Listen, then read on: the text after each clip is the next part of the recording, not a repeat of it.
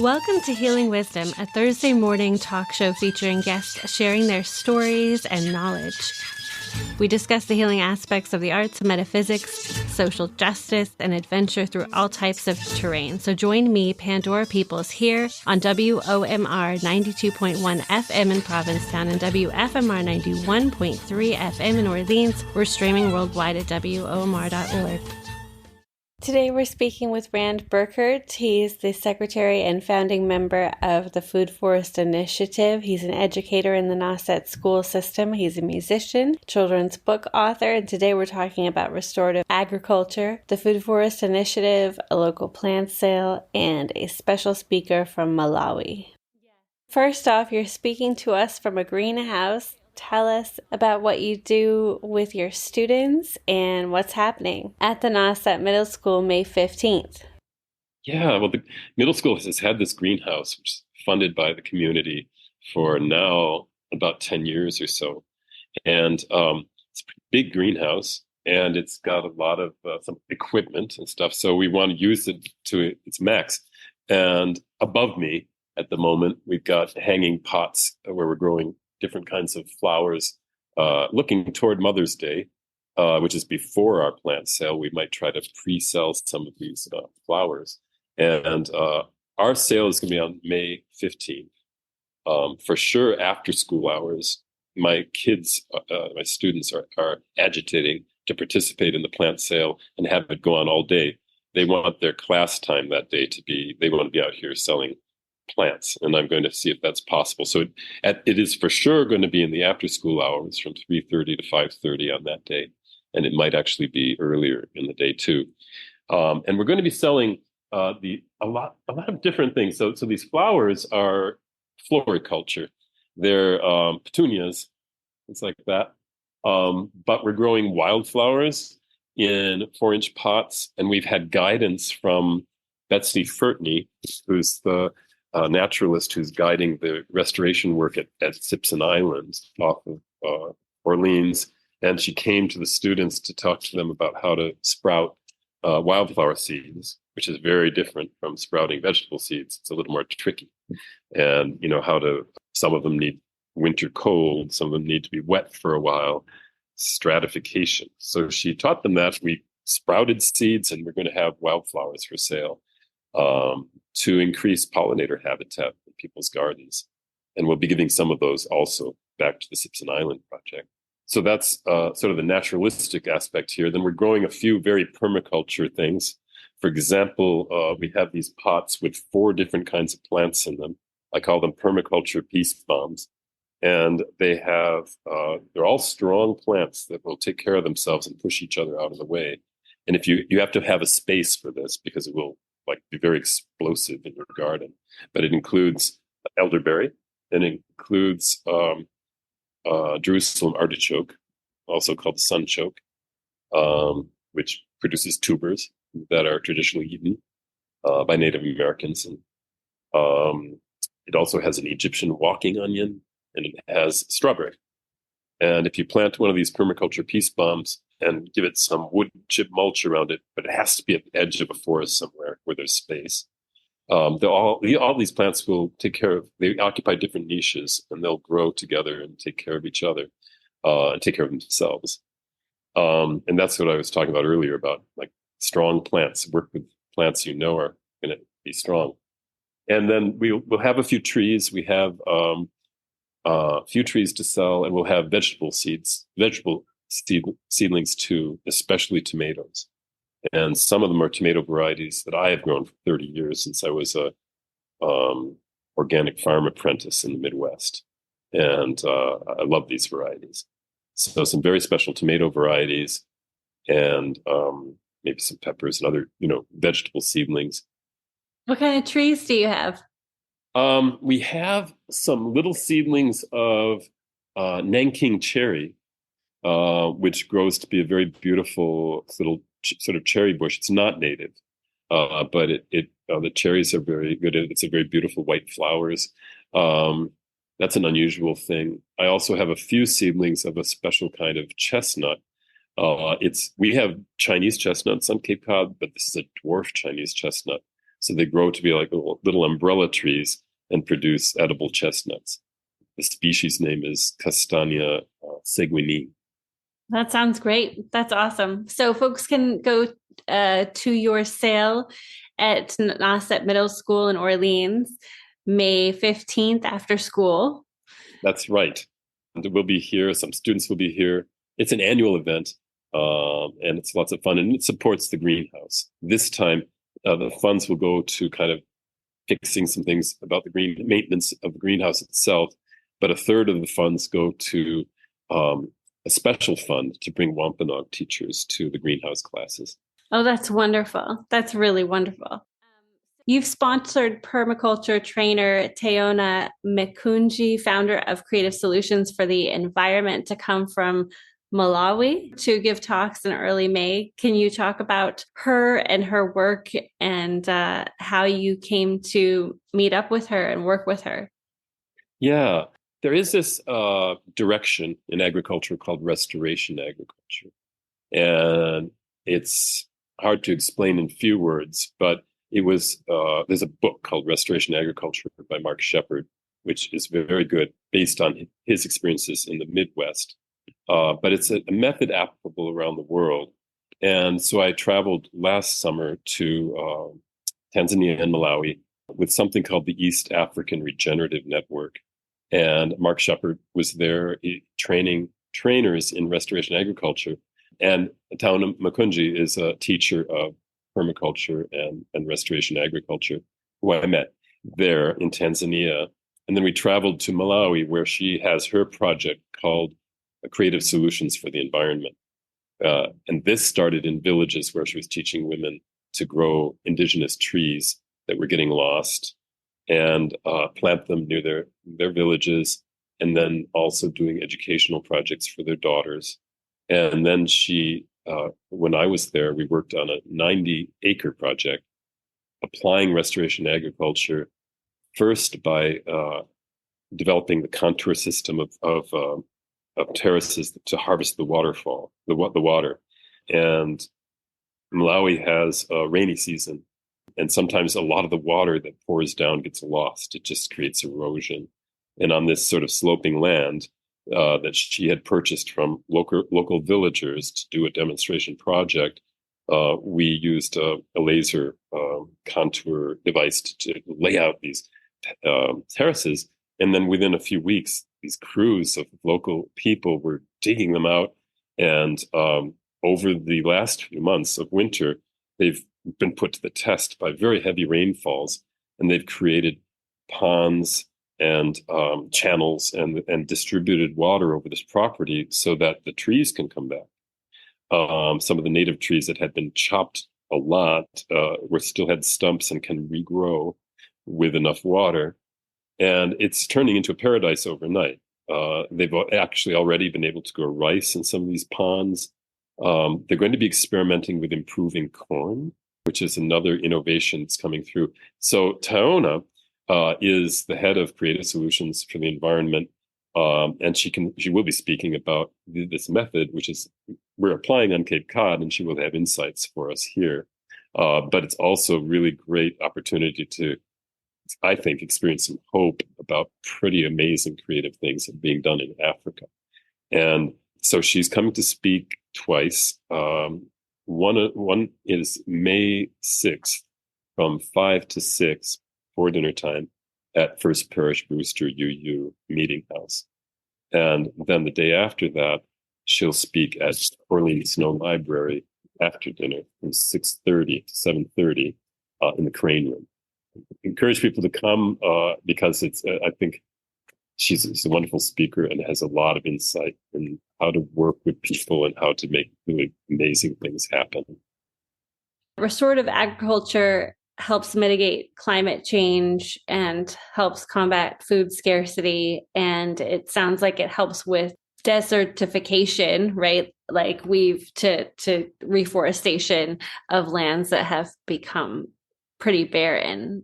Can you talk a little bit about how that came to be? Like, what are the factors? Yeah, well, we're all aware of tree loss for different reasons, right? In the Amazon, the forests are being cut down for our hamburgers. And then, of course, in the Amazon, there isn't that much topsoil. All that richness is actually in the trees. Once you take them away, then you've got this sort of sandy situation. Um, here on Cape Cod, of course, we have so much development. And there are people working on Cape Cod. I know in Harwich, Patrick Otten is a member of the Food Forest Initiative. He's an activist in Harwich, and he is pushing at the town for maybe some regulations on to stop all the tree cutting for the houses that are going up, and maybe some new specifications, to leave some trees here and there, try to leave the topsoil if possible. But we have so much development on the Cape that's visible, these areas that cut through forest areas. And, the trees, the thing about restoration agriculture is it's different from regular forestry, where maybe Weyerhaus goes out and plants, acres, thousands of acres of one kind of tree, like kind of pine tree.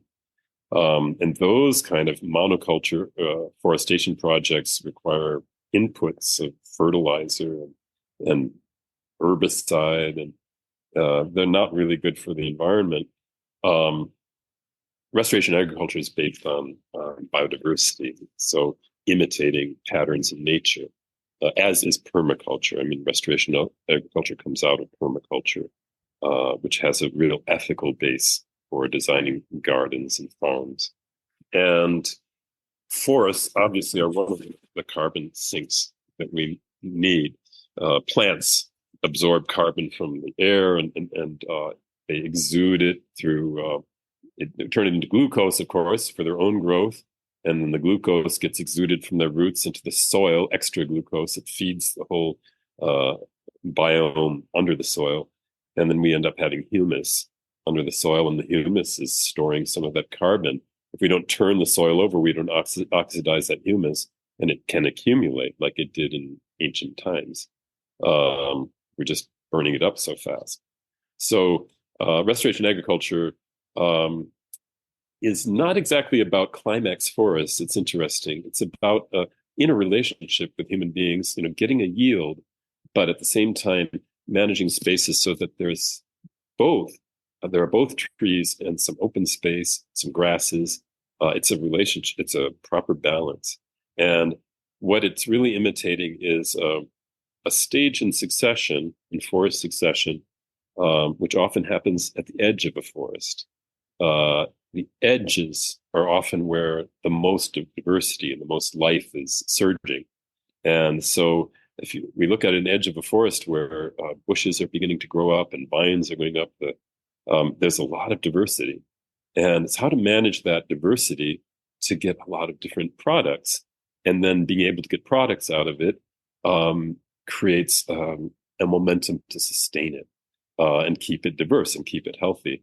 It creates work too, but it's work more of management, observation, harvest.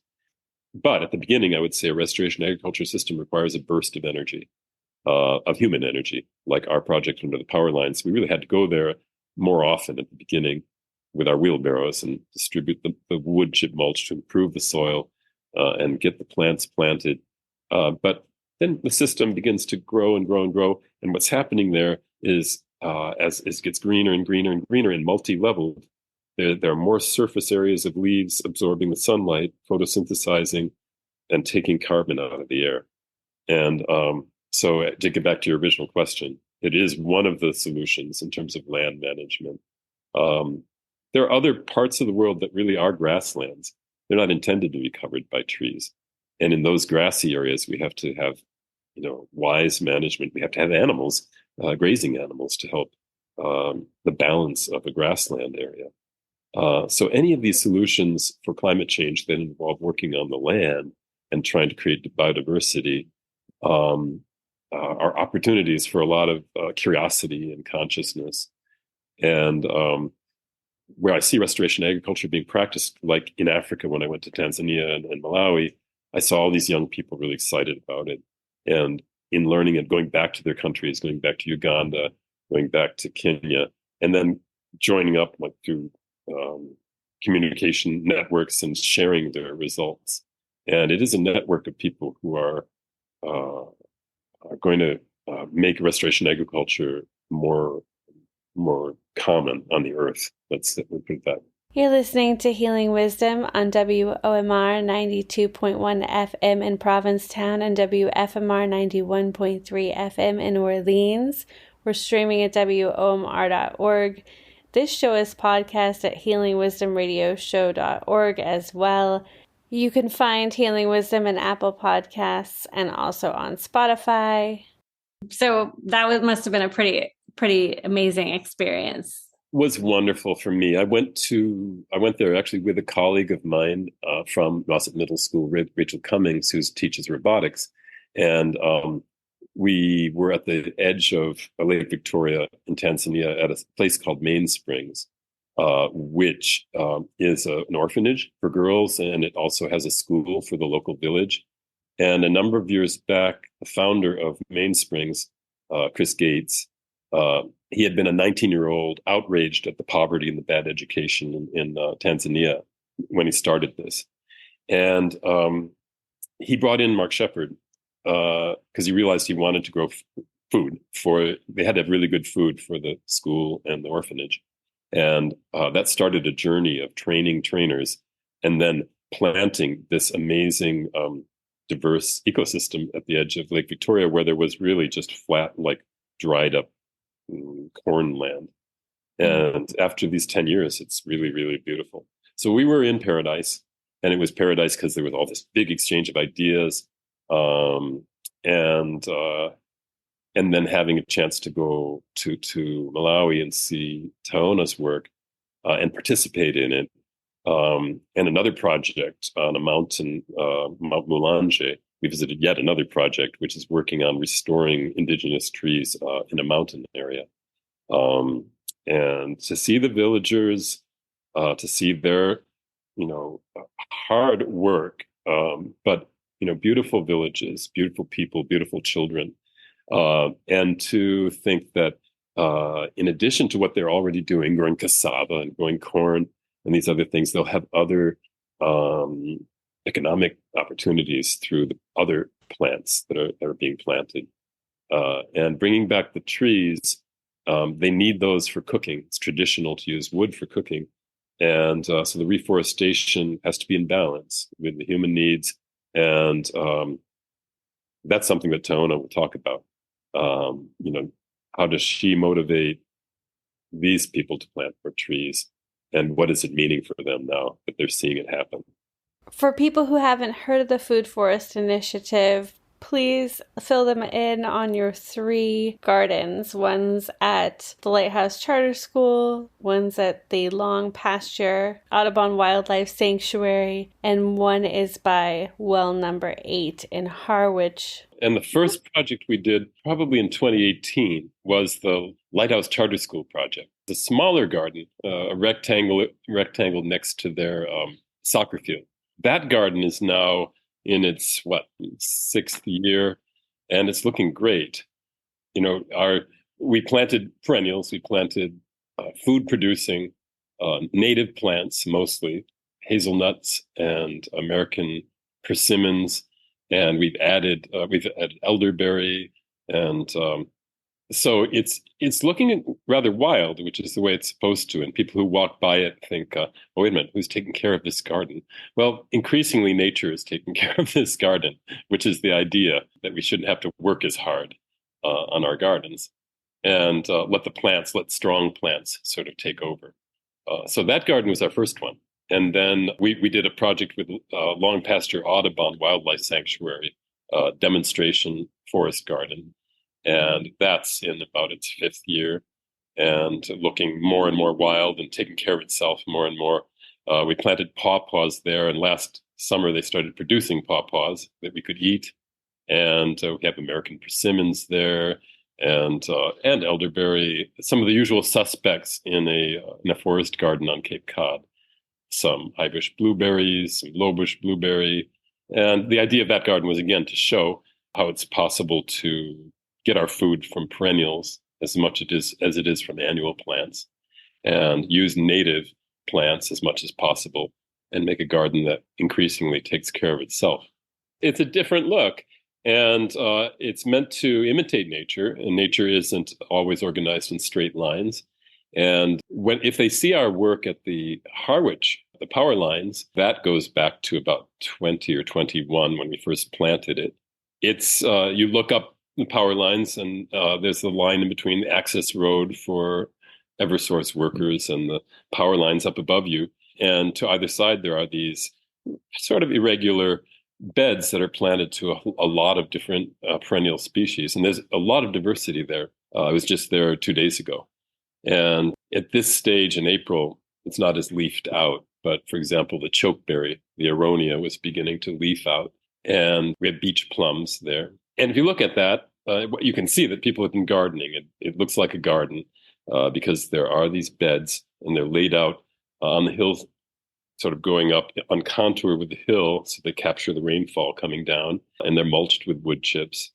But it doesn't look like people have been toiling over it or making it perfect. We do have to go back and take care of it. It's our commitment to the Harwich Water Department to care for it and remove invasive species too when they come back, so that they don't have to use any sprays to maintain the space.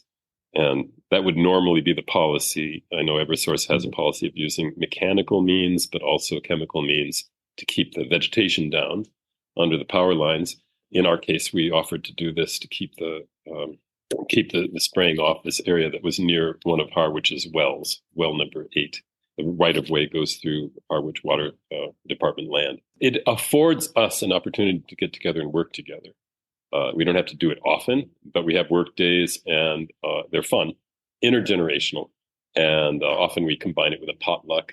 And we'll have one of those work days coming up in June to take care of the power lines.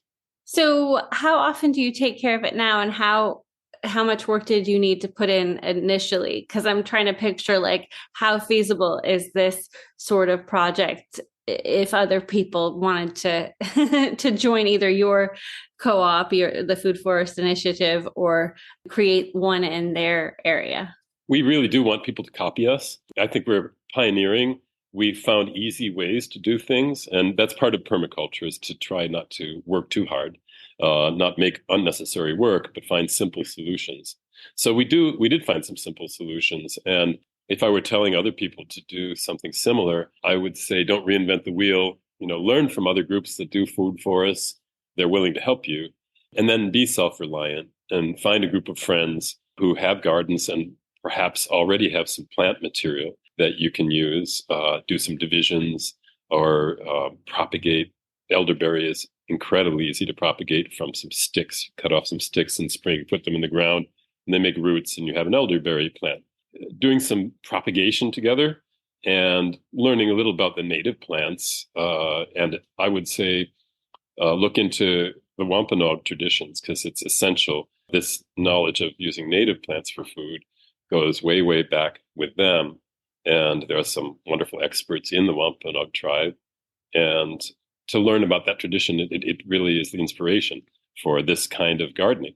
But it's really easy to do.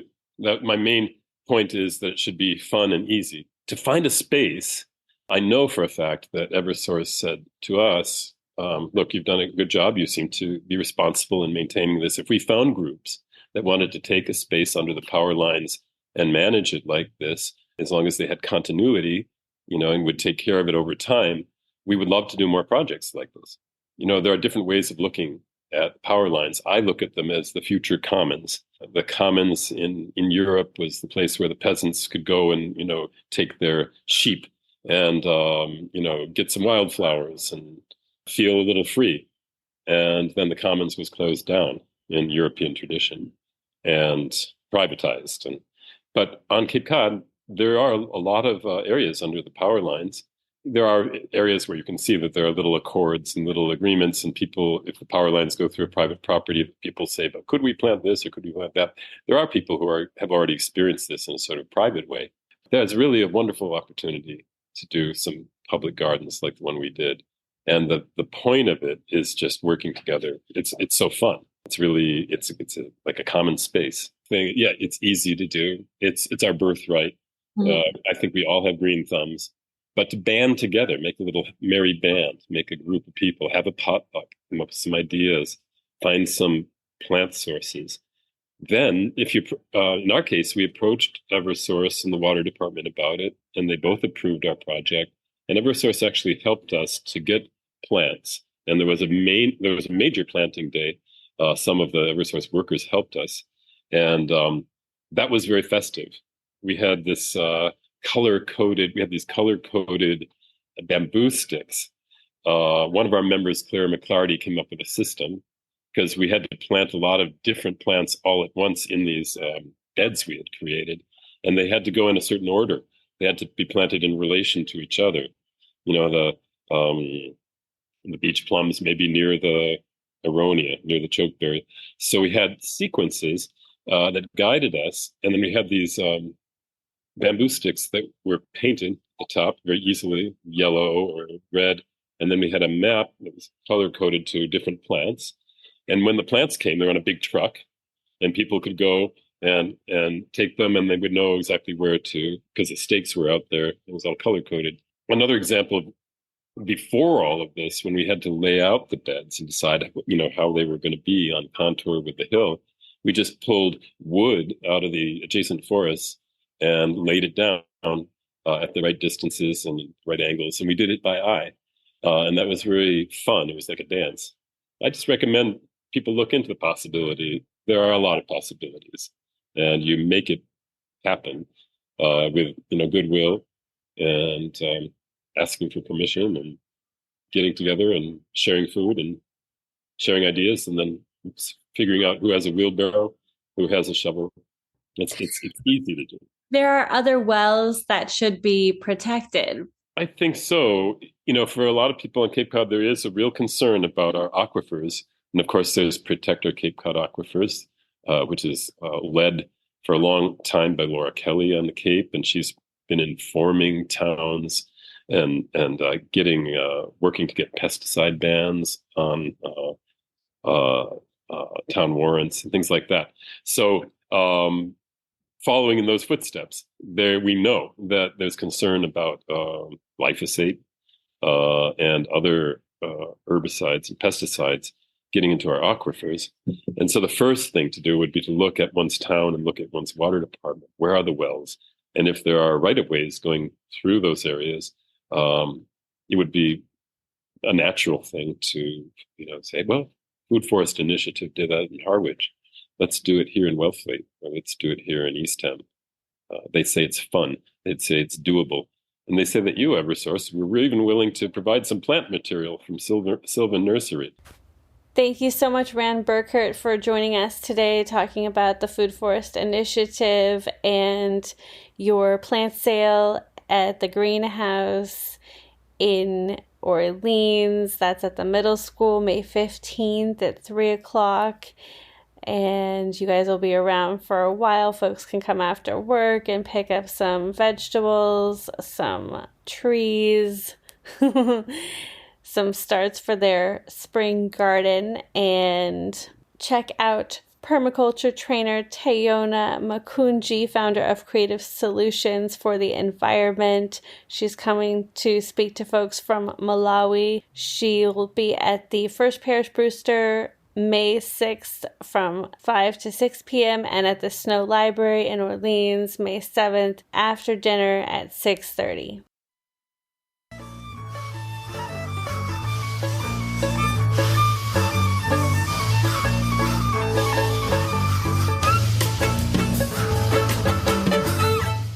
You've been listening to Healing Wisdom at Outermost Radio. All of our shows are podcasts at WOMR.org. Also check out healingwisdomradioshow.com and contact me at pandora@WOMR.org.